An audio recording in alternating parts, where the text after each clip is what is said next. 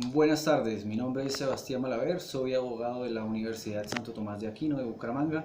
Actualmente trabajo en la Secretaría de Hacienda del municipio de Suaita, Santander, en el cobro coactivo de la entidad.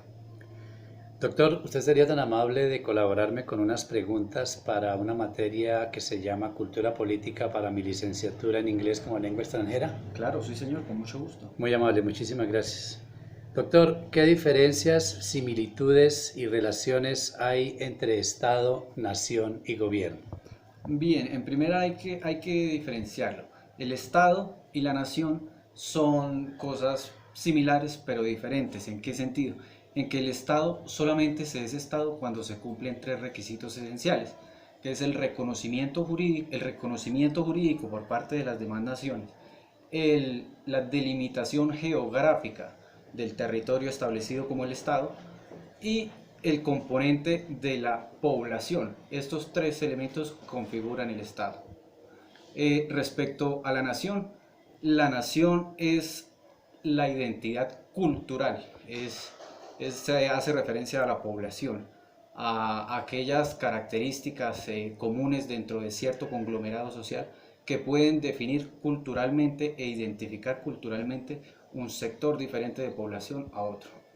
Y en la forma de gobierno es la organización política de ese Estado. Es decir, que se divida en tres ramas, como decía Rousseau, eh, la rama ejecutiva, la legislativa y la judicial, y que estas tres cumplan funciones diferentes.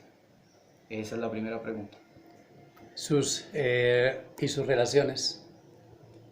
En sus relaciones, se relacionan en cuanto a que para que haya un Estado debe haber una nación y para que haya un gobierno debe haber un Estado. En estas tres se relacionan de esta manera se relacionan. Listo, doctor. La segunda pregunta es, ¿qué diferencias, similitudes y relaciones hay entre participación política y democracia? La participación política y la democracia son cosas diferentes. ¿Por qué? Porque si vemos el preámbulo de la Constitución Política del 91, habla de que la democracia en la República de Colombia es un Estado social democrático. ¿Qué quiere decir esto? Que en esta las personas tienen la libertad de elegir, de definir de alguna u otra manera a través de uno u otro mecanismo de participación las decisiones que pueden tomarse en el Estado o en el gobierno. En cuanto ¿cuál era la otra ¿A pregunta? las similitudes? No, no, no, ¿A las relaciones? no, la diferenciación, Usted ya me dio las diferencias. sí, Faltarían las relaciones que hay entre participación política y democracia. y democracia. Bueno, entonces la Constitución Política reglamenta de esta manera en sus artículos la forma en la que la sociedad tiene su forma de participar en la democracia. Para ello existen mecanismos como el plebiscito, como el referendo derogatorio o aprobatorio, el voto popular, la tutela, la consulta popular. De esta manera se reglamenta lo relacionado con la democracia y la participación de los ciudadanos en la misma. Muy amable, gracias. Tercera pregunta, ¿cómo define política? ¿Cuál es la diferencia entre la política y lo político? ¿Cómo defino la política? La política, dice Aristóteles, es el arte de interactuar entre las personas. El hombre es un son politicón. ¿Por qué? Porque su naturaleza lo lleva a ser parte de una sociedad, a estar integrado en sí mismo dentro de un núcleo social que pretende por el desarrollo de la sociedad y de quienes en ella habitan. ¿Y cuál es su diferencia entre la política y lo político?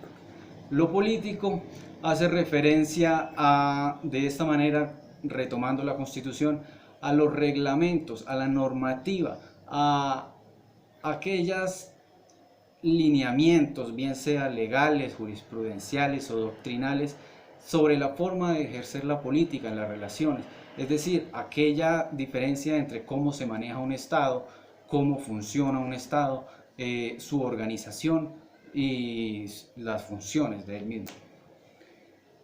¿Qué elementos considera usted que componen la cultura política? ¿Qué elementos considero que componen la cultura política? Bueno, pues entonces yo aquí le puedo colaborar si usted lo considera pertinente. Claro. Se habla de personalidad, de temperamento, de costumbres, de carácter nacional, de conciencia colectiva, además de una preocupación por comprender de qué forma la población organiza y procesa sus creencias, imágenes y percepciones sobre su entorno político. Ok. ¿Considera usted que es más o menos en su concepto eso de cultura política? Sí, en ese aspecto la cultura política Aunque, tiene... perdón, aunque se divide en dos, ¿no? Lo que es la cultura y lo que es la política como tal. Ok.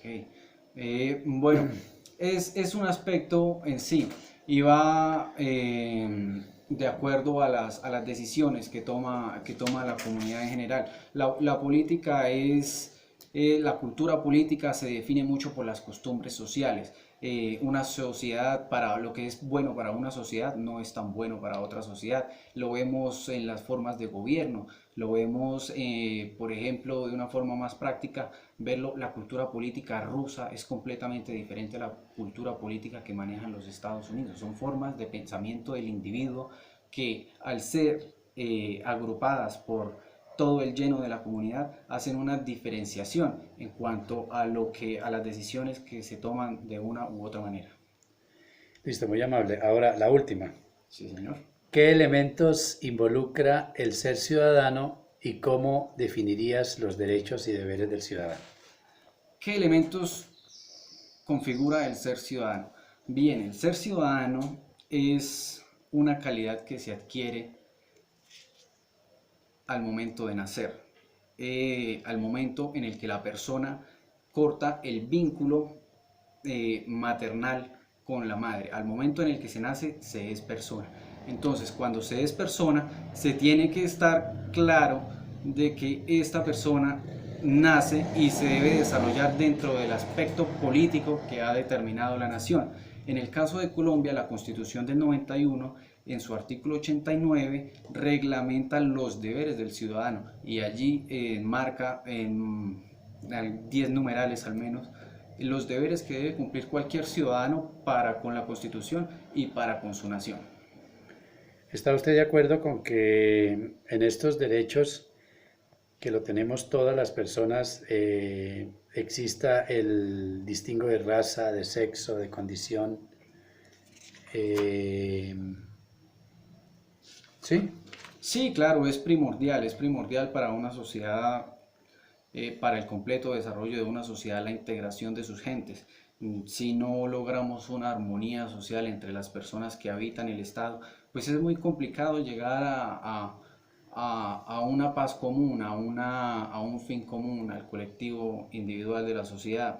Es necesario la integración de todos los sectores de la población dentro del conglomerado social para lograr así los fines del Estado y de la Constitución en sí misma. Doctor, ha sido usted muy amable, le agradezco muchísimo su buena voluntad. Espero su colaboración me haya servido bastantísimo, muy amable. Muchas gracias. Gentil.